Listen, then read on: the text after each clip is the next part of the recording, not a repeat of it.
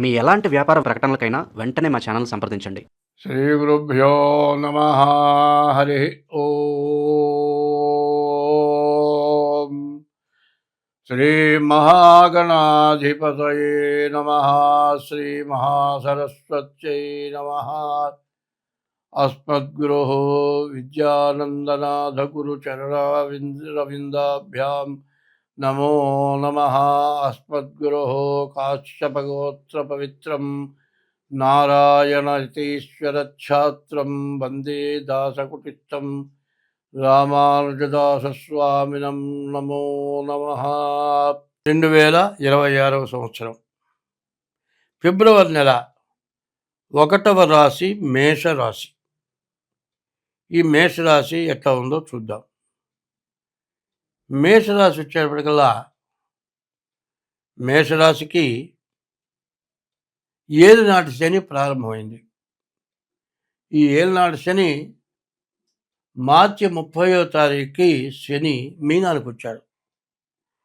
అంటే మేషరాశికి 12ంట శని ఉంటే ఏలినాటి శని ప్రారంభమైంది.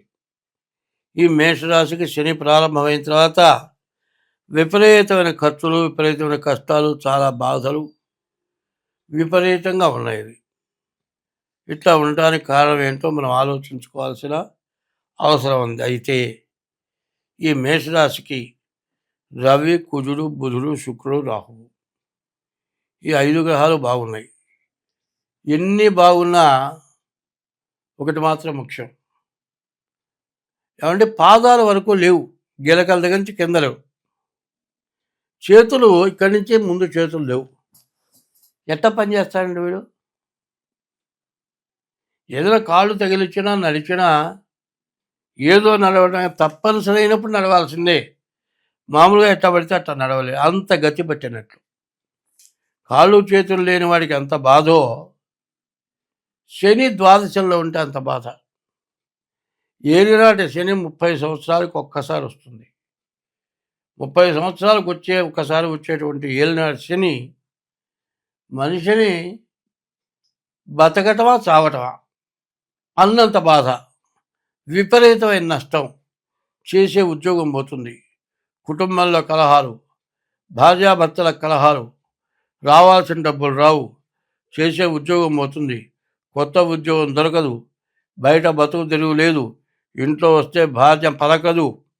ఇక వీడు ఎట్లా ఉంటుందంటే అసలే కోతిట, దాన్ని సారాయి పోసేట, మరి ఇదిగాక కిరసనాలు పోసి నిప్పంటి ఇచ్చేట, దానికి పిచ్చెక్కిందట. అసలు కోతినే కొడితేనే ఇల్లంతా నాశనం చేస్తుంది. ఆ కోతి ఎట్లా ఉంటుందో వీడి పరిస్థితి ఎట్లా ఉంటుంది. ఈ ద్వాదశంలో ఉన్న శని ఎప్పటి సంవత్సరం నుంచి ఈ మేషరాశి పరిస్థితి పూర్తిగా బాగాలేదు. అయితే ఈ రాశి ఎట్లా ఉందో ఒకసారి చూద్దాం మనం. ఈ రాశి ఎట్లా ఉందో చూడాలి అంటే అశ్విని నక్షత్రం, అంటే మీరు పుట్టిన తారీఖు, నెల, సంవత్సరం, టైమును బట్టి రాసిస్తుంది. నువ్వు పుట్టినరోజున అశ్విని నక్షత్రం 1, 2, 3, 4 పాదాలు, భరణి నక్షత్రం 1, 2, 3, 4 పాదాలు, కృత్తికా నక్షత్రం 1వ పాదం, ఈ 9 పాదాలు కలిసి మేషరాశి అవుతుంది. నీవు పుట్టిన తారీఖును బట్టే రాసి వస్తుంది. వెంకయ్య మీ తాత వెంకయ్య, లేకపోతే మీ తాత సుబ్బయ్య, లేకపోతే మీ తాత రామయ్య, ఈ పేరుని బట్టి నీ రాసి అనుకోవడం చాలా తప్పు. నీది కరెక్ట్ రాసవునో కాదో చూడాలి అంటే నీ పేరుని బట్టి కానీ, నీ హస్త సాముద్రికను బట్టి కానీ చెప్పాలి. మరి ఈ రాశి తనుభావం, తన యొక్క లక్షణాన్ని, తన యొక్క స్వభావాన్ని, తన జీవనాన్ని మొత్తాన్ని చూపిస్తుంది. తనుభావం అంటారు. తను ఎట్లా ఉంటాడనేది, అంటే తన స్వభావం ఎట్లా ఉంటుందనేది చూపించేది. అటువంటిది రాశి 25 వంతులో జరుగుతుంది. పుట్టిన టైమును బట్టి జన్మలగ్న రీత్యా 75 వంతులు జరుగుతుంది. కాబట్టి ఈ రాశి వాళ్ళ పరిస్థితి ఏమిటా అంటే వచ్చింది వచ్చినట్లు ఏమీ మిగలదు. విపరీతమైన కష్టాలు మాత్రం ఉన్నాయని మాత్రం నికరం. కానీ రాహు బాగున్నాడు. మీకు ఇంతకుముందు రావాల్సిన డబ్బులు ఏమైనా ఉండి ఆగిపోయి ఇక రావు అనుకున్నా మళ్ళీ తిరిగి వస్తాయి. తర్వాత రవి బుధులు ఇద్దరు కలిసి ఉన్నారు. బుధాదిత్య యోగం. అన్ని రకాల వ్యాపారాలు, మరి వ్యాపారాల్లో నిత్యావసర వస్తువులు, వ్యవసాయదారులు, మోటార్ ఫీల్డ్ వాళ్ళు, తర్వాత బిల్డర్స్, మరి రియల్ ఎస్టేట్ వ్యాపారాలు, కళాకారులు, మరి వీళ్ళందరూ కూడా అన్ని విధాల బాగా జరిగే పరిస్థితి కనపడుతుంది. ఇన్ని జరిగిన ఏమవుతుంది? ఇప్పుడు రూపాయి ఉందండి, ఒకప్పుడు వెండి రూపాయలు వేశారు, చలామణిలో లేదు. కానీ వాళ్ళ వెండి రూపాయి ఎంత ఉంది? తులం అది వెండి రూపాయి 200 రూపాయల తులం. అది ₹1 వాళ్ళు 200లోకి వచ్చింది. అదే ₹70 చెల్లుతుందా? చెల్లదు. ఆ రోజుల్లో స్టీల్ రూపాయి అయినా కూడా చెల్లదు. మరి అంత ఘోరమైన పరిస్థితి కనపడుతుంది. ఈ రాశికి రవి బుధులు బాగున్నారు, శుక్రుడు బాగున్నాడు. ఇన్ని గ్రహాలు బాగుండి కూడా ఎందుకు పనికిరాని పరిస్థితి కనపడుతుంది. కాబట్టి ఈ రాశి వాళ్ళు ఏం చేయాలి? ప్రతిరోజు కూడా శివాలయానికి వెళ్ళి, శివాలయంలో చండీ ప్రదక్షిణ అంటారు, ఆ చండీ ప్రదక్షిణ చేయడం మంచిది.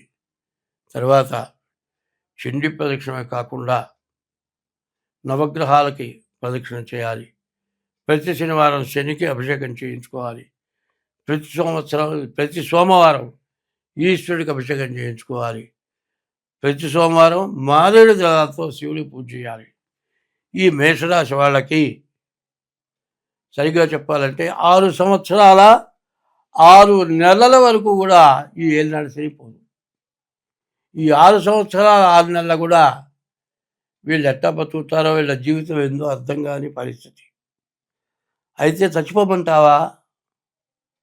మా బాధలు ఎక్కువగా ఉన్నాయి, నువ్వు ఇట్లా చెబితే మేము చద్దామని మరి బాధలో ఉన్నాము, నువ్వు చెప్పిన మాటలతో చచ్చిపోదామనిపిస్తుంది, మేము చావటానికి చెబుతున్నావా అని అడగవచ్చు. మీరు మీ జాతకరీత్యా ఎట్లా ఉందో చూసుకొని ఎట్లా చేస్తే మీరు బాగుపడతారు, దాని దోషాలు ఏంటి అన్నీ తెలుసుకొని ఆ దోషానికి తగినటువంటి శాంతులు చేసుకుంటే డబ్బులు సంపాదించకపోయినా పర్వాలేదు, డబ్బులు పోయినా పర్వాలేదు, మనిషి బతకాలి.